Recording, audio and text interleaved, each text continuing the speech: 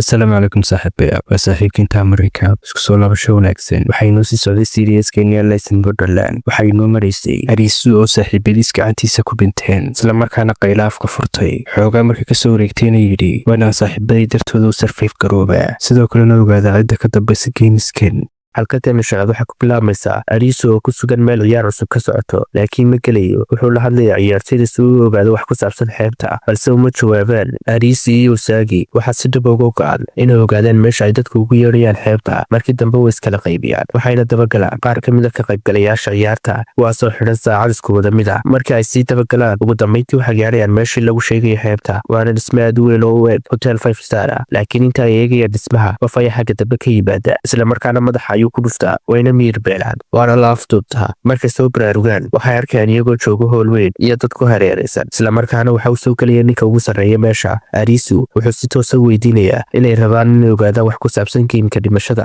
iyo sidoo kale halka dadkii lagu ay qabteen iyo halka ay dunida caadiga ahaydna ay ka baxday hogaamiyuhu wuxuu furaya qol weyn oo uu ka buuxo kaararka ciyaarta khamaarku wuxuuna u sharaxayaa in hal qof oo keliya uu dunida ka bixi karo si uu ugu laabto dunida caadiga laakiin si taas loo gaadho waa in la ururiyaa dhammaan kaararka ciyaarta wuxuuna sii raacinayaa in waxaasoo kaarada uusan qof keligii u soo ururin karin sidaa darteedna ay isu urursadeen waxayna samaysteen urur ballaaran oo darajooyin kale leh kaasoo lagu magacaabo ururka xeebta qof walbaana wuxuu helaa dhibco isla marka uu keeno kaarar cusub sidoo kale saddexda xeere u yaalla ururka xeebta kow waa in qof kasta uu xidhnaado dharka dabaasha mar walba sidoo kale dhammaan kaararka la keenaa waxay noqon karaan haddii wada jiro oo la wada leeyahay ta ugu dambeysa ayaa ah in qofka khiyaamo ururka isla goobta lagu dili doono hogaamiyuhu wuxuu sheegaa in haddii la ururiyo oo la buuxiyo godka kaar kasta ay awood u yeelan karaan inay qof u diraan dunida caadiga isla markaasna ay sidaa ku wadayaan ilaa ay ka gaadhaan dunida caadiga sidoo kale waxaa loo sheegayaa inay ku soo biireen ururka kooxda Hariisu iyo Usagi waxay dhacsadeen bulshada gudaha xeebta laakiin dadku si la yaab leh ayay u eegayaan isla habeennimadkii hogaamiyuhu wuxuu sheegaa in la helay laba ciyaarood oo cusub waxaana dadka loogu kala saaray laba koox si mid walba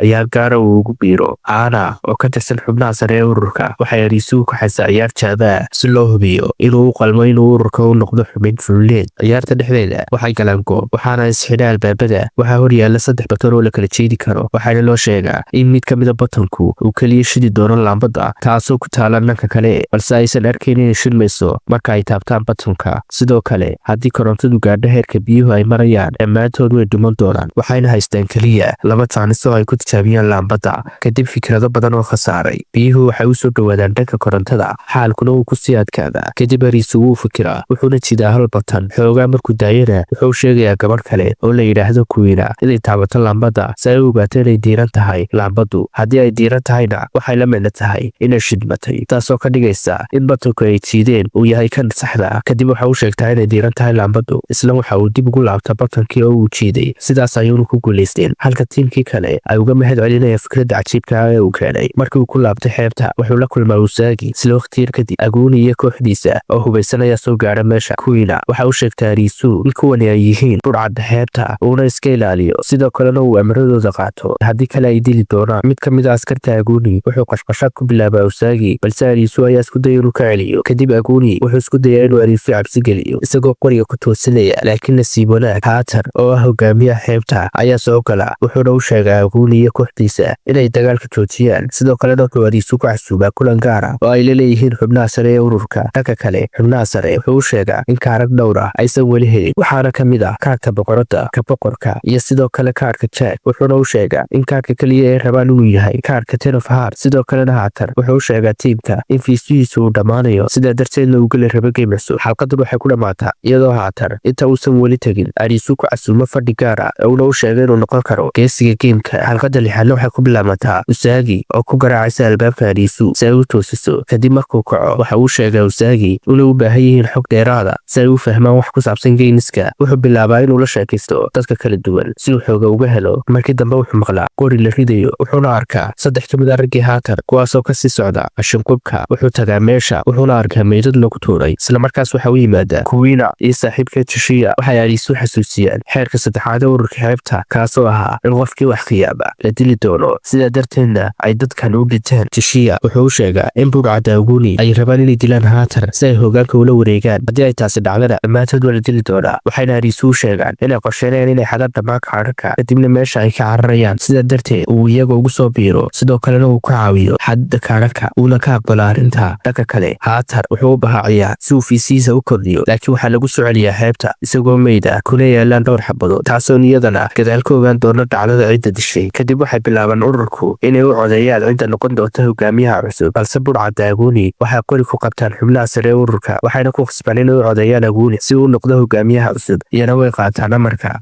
waxaana Aguni loo doortaa hogaamiyaha cusub. Aguni waxa uu u soo jeediyaa khudbad uu ku sheegayo inuu yahay hogaamiyaha cusub. dhanka kale Tishia wuxuu Arisu sheegaa inuu isagu soo xado kaadhadhka inta khudbadda lagu jiro, isaguna uu hagi doono. Arisu wuxuu galaa qolkii hogaamiyaha, wuxuuna ka codsaday Tishia inuu sheego koodhka sanduuqa, laakiin waxa uu sheegaa koodh khaldan, taasoo ka dhigaysa sanduuqa inuu isku daaro alarmiga. isla markaana Aguni iyo tiimkiisii waxay ku qabanayaan Arisu xatooyada, waxaana ay ogaanaynaa in Tishia uu khiyaamay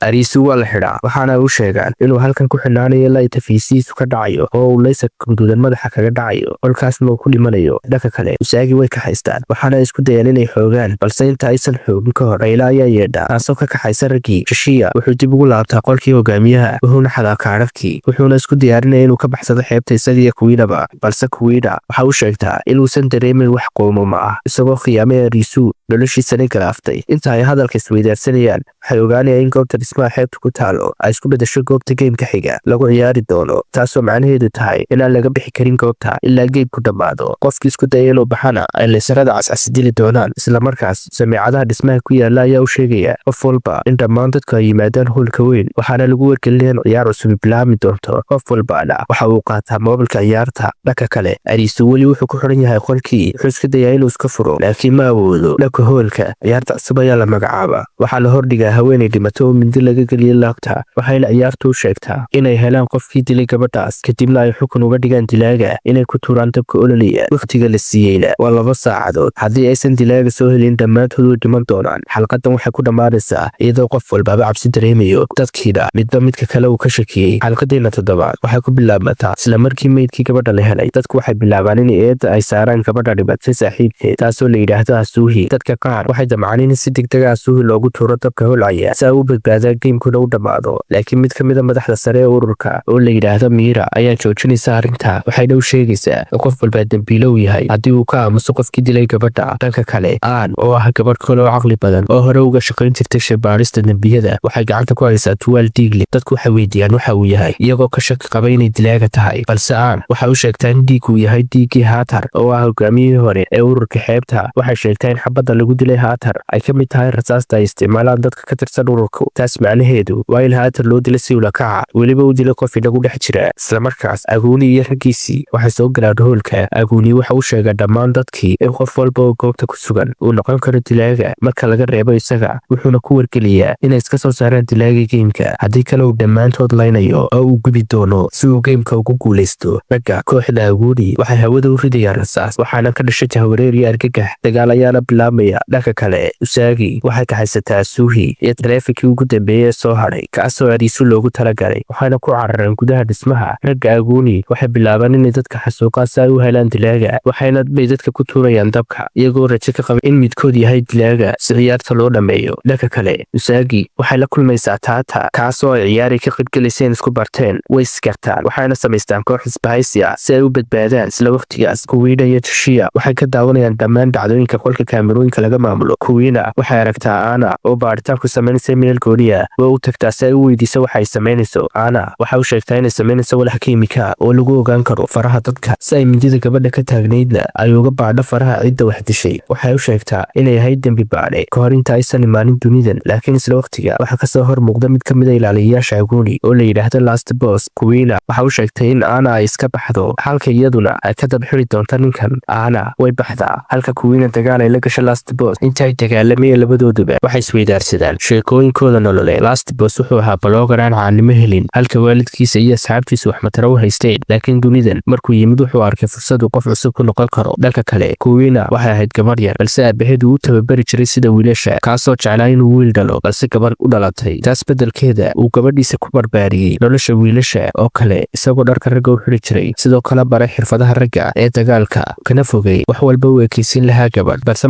maalin maalmaha ka mid ah aabaheed wuxuu ka helay qolkeeda qalabka dumarku isku qorxiyaan taasoo ka xanaaqsay kadibna uu guriga ka soo saaray ugu dambayntii dagaal dheer kadib kuwiila waxay adeegsataa xirfadeedii karaateega waxayna halkaa ku dishaa last boss dhanka kale ariisu wuxuu weli ku xidhan yahay kursigii wuxuu isku riixaa dhanka dhulka isagoo isku dayay inuu afkiisa ku jeexa koolada lagu dhajiyey ugu dambaynna afka ayuu furtaa wuxuuna ku qayliyay caawiya usaagi taata iyo asuuhi iyagoo daydaya ariisu waxay maqlaan qayladiisa waxayna ugu dambayn helaan qolka uu ku jiray iyagoo ka faro xadhkii uu ku xidhnaa kadib markii ariisu la soo daayey wuxuu bilaabaa inuu xal u raaday ciyaarta isagoo leh waa inaan u fikiraa sida game masterku u fikirayo dhanka kale ana waxay baaritaan ku wadana mudidii uu ka buuxaday ugu dambaynna waxay soo saartaa qofku uu dilaagu yahay taasoo ka dhigtay inay orado si ay ugu wargeliso dadka si giinka u dhammaado laakiin nasiib darro ciidanka aguuni ayaa arka oo mindi ku dhifta isla wakhtiga ariisu oo fakiraya waxa uu sheegaa kooxda inuu u malaynayo inuu garanayo qofka dilaagu yahay xalqadan waxay ku dhammaataa iyadoo ariisu isu diyaarinayo inuu dilaaga sheego xalqadeena sideedaad ahna tan ugu dambaysay siisanka waxay ku bilaamataa aguuni iyo raggii la socday oo dadka u soo ururinaya goobtii dilku ka dhacay wuxuuna ku amraa raggiisa inay dhammaan dadka laayaan laakiin ciidankiisa ayaa dib ugu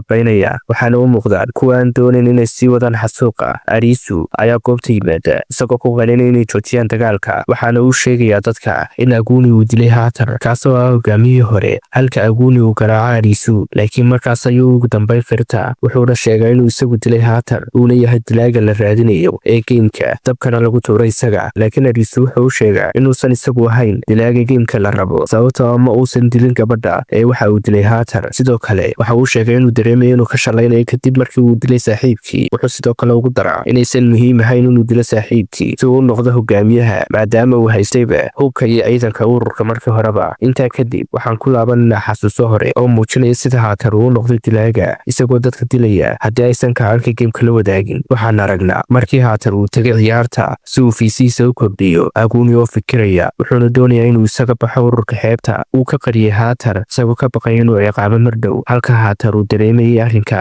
wuxuuna ku leeyahay qofkii isku daya inuu ka baxo ururka wuu dhiman doonaa isagoo hadalka sii wadana wuxuu damcayaa inuu bartaa ku dilo aguuni laakiin aguuni ayaa isagoo naftiisa badbaadinaya kaga horreynaya xabadda isla halkaas ayuuna ku dilaya haatar dil uusan doonayn balse qasab ahaa si uu u noolaado dhanka kale ariisu wuxuu u sheegaa in gabadhii dhimatay ay iyadu nafteeda dishay sidaa darteedna isla iyada ayaa ahayd dilaaga la doonaya in dabka lagu rido ee geemka wuxuuna sii raacayaa inay tani ahayd geem maskaxaysan oo la rabo in ka qaybgalayaasha qalbigooda lagu ciyaaro isla markaas asuuha ayaa hor timaada dadka iyadoo u sheegaysa inay u adeegaysay geem mastarka balse iyadoon wax kale sii sheegin ayaa laysarkii geemku madaxa kaga dhaca halkaas ayayna ku dhimataa intaa kadib dabkii ayaa lagu tuurayaa gabadhii isdishay geemkuna uu dhammaadaa iyagoo guulaystay subaxdii dambe ariisu iyo wasaagi waxay daawadaan fiideo ayaa suuhi ka tagtay fideogu wuxuu muujinayaa iyada iyo saaxiibkeedu ku baraarugaya magaalada Tokyo oo maran waxaa u yimid nin u sheegaya inay noqon doonaan dealers oo ah kuwa abaabula ciyaarta ama dadka jahawareeriya ciyaarta dhexdeeda waxaa lagu amraa inay caawiya ka noqdaan geemiska taas beddelkeedana waxay heli doonaan 2 toddobaad oo dheeri ah marka loo eego dadka kale fiisahooga waxaana loo raacayaa in haddii ay sheegaan wax hoga